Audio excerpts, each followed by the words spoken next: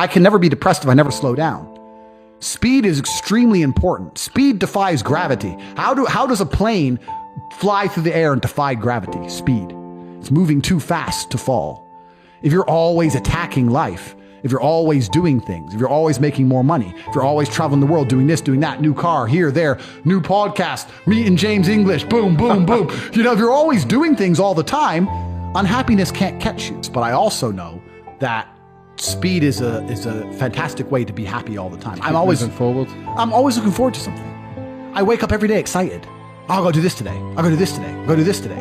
And I very much live my life in a frame of, no, I have to do this. It's very much I get to do this.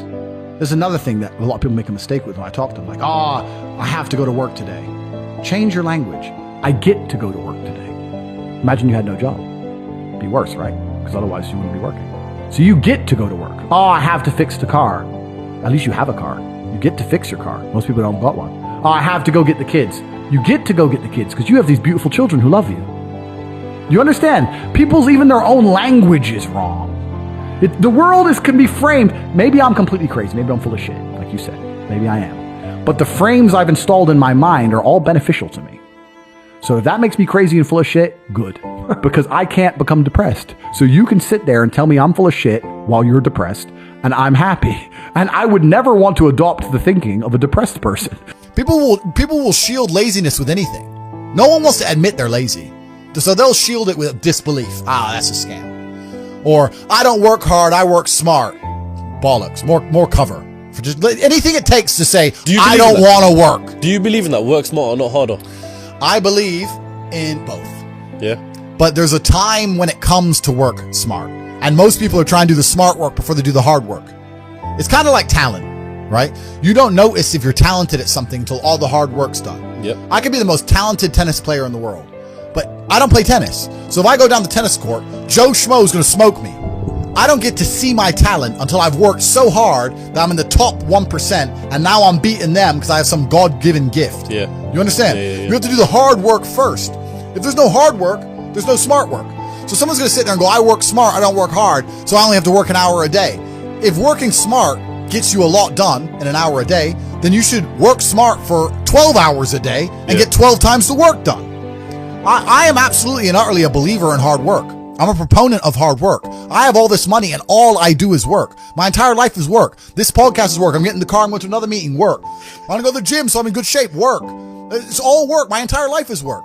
And people don't want to look at life that way. They want to talk about work-life balance and being lazy and all this crap. I don't believe in any of that. I believe in, if you want to win, you have to outcompete the man who's prepared to do nothing but work. It's player versus player. If you're going to sit there and go, I don't want to work more than an hour a day, well, the guy who does want to work more than an hour a day is going to beat you. And no matter how smart you are, there's always a smart dude who's doing the same smart work you are for more hours than you're doing it. That's just the nature of the game. The way that humans work and the way that we've evolved as a species is that we don't really learn lessons unless they're learned the hard way. Yeah. I believe that unless a lesson is taught the hard way, you're not going to learn it. You can have so many near misses and people won't learn their lesson. Bro, you must know a guy who goes out there, nearly crashes his car, doesn't slow his ass down till he wrecks it. Yeah. Like, this is just how people are, right? So you need that pain for the lesson to sting enough to really genuinely go inside of your mind. And it's the same with everything. It's the same with driving a car or business. Truthfully, if you want to learn a lesson about business, you're going to have to suffer at some point, right? So we always say that most people are not successful with their first companies, X, Y, Z, blah, blah, blah. I get that. The truth is, there's a lot of people who make a lot of money with their first company, but they just spunk it, act an idiot, and it all blows up in their face. And that's how you get the discipline on your fourth company, that when you have $3 million in the bank, you just leave it there. You know, and don't be done with it. So you need to go through some pain. You need to experience some negative things. You need to have to a degree some trauma to really even learn any lessons. So yeah, business studies, you're right. The book, that's not going to teach you anything about business. You need to get out there on the streets. You need to make mistakes. You need to suffer. You need to have the tax man knocking at your door. You got to deal with all that stuff so that you make sure it doesn't happen again. I really think that humans are stupid enough to only learn the hard way. And life really doesn't have to be that complicated. When you see somebody that has something you want, you just got to try and work out how they got it. Yeah. And that's the missing part. Most people see people with things they want and they don't do the second half. They don't try and work out how they got that thing. Oh, my man has a Ferrari. Okay. I wish I had a Ferrari. Okay. They don't sit there and go for an hour, how did he get a Ferrari?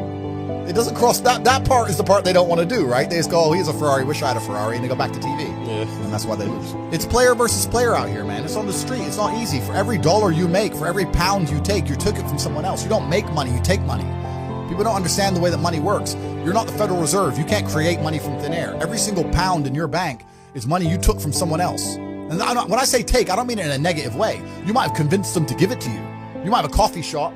I'll give you a nice coffee. You'll give me some money. Cool. But you still took his money, right?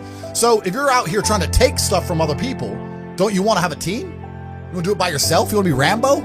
Because if you get two of you doing it. You get two of you. That's right. So the whole idea of this lone soldier, this Rambo, I'll do it all by myself, that's all dead, bro. You need to have a team. It's player versus player. And for the same reason, if you were out here on the street and you want to defend yourself, you want your boys around you. It's the same thing with trying to get rich. And you're laughing with your boys. Yeah. The brokey days are great. And I'm not complaining about being rich. Obviously, I worked hard for this, and it's a fantastic life I live now. But I think without those brokey days, without those original days to compare it to, without that juxtaposition, then I don't think being rich would be fun at all. I think it's only fun because you can compare it to the days when you weren't rich. That's the only thing that makes it fun. The only thing that makes a $10,000 steak fun is that you can laugh saying how you never had 10 grand in your bank till you were 27 years old. Yeah. Like otherwise it's boring. Otherwise okay, steak. And I think if you're born with too much money, that you'll never truly be happy. I think you need the brokey days. They're the best days. They're the best days.